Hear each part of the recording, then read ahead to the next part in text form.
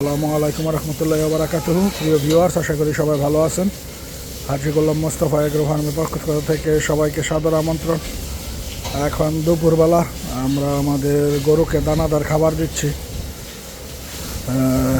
গরু দানাদার খাবার খাচ্ছে। বর্তমান পরিস্থিতিতে খামারকে টিকিয়ে রাখা একটা বড় চ্যালেঞ্জিং বিষয়।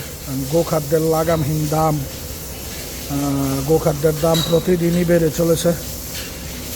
এমতো অবস্থায় গরুকে সঠিকভাবে খাবার দেওয়া, পাশাপাশি গরুর ওয়েট অনুযায়ী খাবার খরচ দিয়ে গরুকে ঠিক রাখা এবং বাজারজাত করার সময় সঠিক দাম পাওয়া নিয়ে